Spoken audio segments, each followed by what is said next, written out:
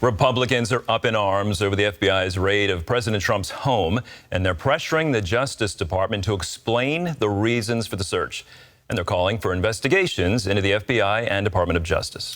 The FBI's action is also fueling speculation about the 2024 presidential race. Republican leaders say it could lead Trump to announce his candidacy sooner rather than later. Charlene Aaron reports on the fallout from this unprecedented strike on a former president. At least 30 agents spent more than 9 hours searching the former president's Mar-a-Lago home, reportedly removing more than 12 boxes of documents. In a statement late Tuesday, Trump called the search a horrible thing and a coordinated attack by Democrats. The probe is part of a federal investigation into whether the former president took classified records from the White House after he left office. Republican lawmakers criticized the DOJ for the unprecedented action and demanding answers. I know doing this 90 days before an election reeks of politics. It has to be something of incredible magnitude for at least my side of the aisle to say that was warranted. Without that, I think we're going to find ourselves in a very big mess as it relates to the credibility of the FBI. Legal experts say the Justice Department must explain the reasons for the unprecedented move. The Justice Department needs to be very transparent about this. They need to release the search warrant, the supporting affidavit, so we can understand why they would engage in a raid like this. Senate Minority Leader Mitch McConnell adding his voice to those calling for accountability. And Senator Chuck Grassley, the top Republican on the Senate Judiciary Committee, telling FBI Director Chris Wray that the Bureau will have sealed their own fate if they aren't extraordinarily transparent about its justification for the search. The White House says President Biden had no prior knowledge of the search. The president was not briefed, was not aware of it. No one at the White House was given a heads up. No, that did not happen. GOP leaders are calling for an investigation. House Minority Leader Kevin McCarthy issuing a warning. Attorney General Garland, preserve your documents and clear your calendar. Texas Senator Ted Cruz agrees. I believe Congress should hold hearings. We should have subpoenas. And we should examine what is the basis for this extraordinary invocation of federal power against President Biden's chief political rival. With Republicans rallying around him, Trump, who's expected to run again in 2024, might announce his campaign sooner than previously expected.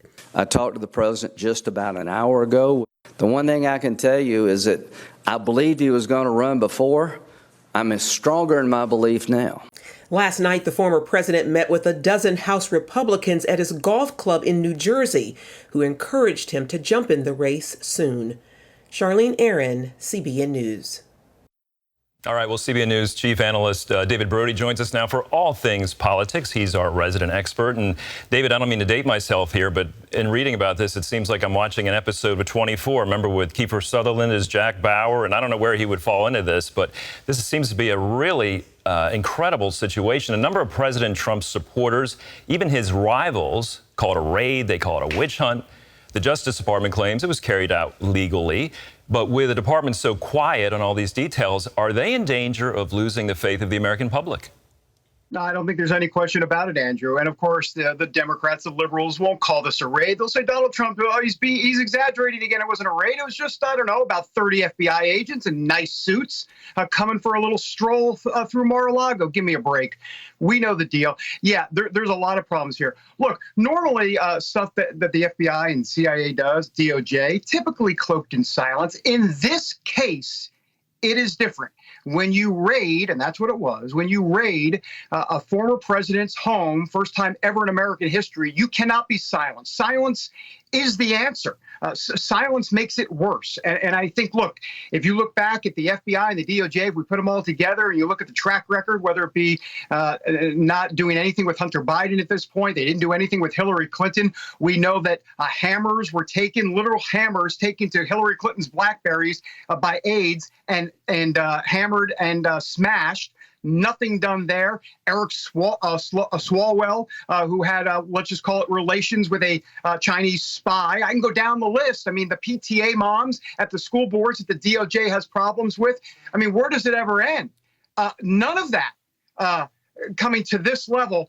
And that's where we're at. So, yeah, there's duplicity, there's hypocrisy, and there's silence. And the trifecta of all three make it real problematic for not just the FBI and the CIA, but really America writ large. This is a real problem in our nation today. You know, David, if the contents removed from Trump's home turn out not to be matters of national security, I'm wondering if whoever ordered this, when we find out, is going to start running and hiding. And then, you know, you see the blame game possibly unfolding. What do you think? Yeah, Andrew, you make a great point here because let's go through this for a second. Let's say for a moment that all of this is, quote, true. In other words, there was something there. Okay, let's say there was something there that he, quote, shouldn't have done. I can get into all of the details. We can go into Section 2071, Title 18 of the U.S. Code. But the bottom line is all of this stuff is misdemeanor. So the Presidential Records Act is a misdemeanor. So you're going to raid a former president's home, big provocative deal over a misdemeanor? That's what that would be. Now, Section 2071, Title 18, I don't want to get too much in the weeds, but that actually would carry a 3-year prison sentence. The problem is that code was made by Congress. It's not in the U.S. Constitution because that code does say you can remove, that this person could not run for office again. The problem is that's criminal law. It's not in the U.S. Constitution, so it would be challenged on constitutional grounds. So in essence, either way, even if they tried to get Trump on Section 2071, Title 18, he could still run for office from a constitutional perspective. So either way, the Democrats have their work cut out for them, and they have problems legally and now clearly from a perception PR standpoint, too. All right, David, final question. How big an impact do you think this is going to have on upcoming midterm elections? And, of course, we heard Lindsey Graham talking about the 2024 presidential race. So how does all this fit in? Well, it pretty much clears the field. I mean, Donald Trump was going to run anyhow. We kind of all knew it. Now we know for sure he's not only going to run, but every other candidate's going, oh, my gosh, look at Donald Trump now. The Democrats, DOJ, and the FBI, they've made Donald Trump, wait for it, Andrew, a sympathetic figure. How in the world did Donald Trump become a sympathetic figure? He's become a political martyr at this point. This is perfect for Trump. This is what he's been saying all along. And here he is, a political martyr. So therefore, he's got more oxygen. And remember, this is important as it relates to the midterms because you've got the MAGA crowd, right? He had them at hello, if you will, to quote a Tom Cruise movie. Then you have the far never Trumpers. They're never going to vote for him. But then you have that middle, that mainstream establishment, the ones that are like, okay, I'm done with the Trump drama. The problem here is that even folks in that camp are saying, wait a minute.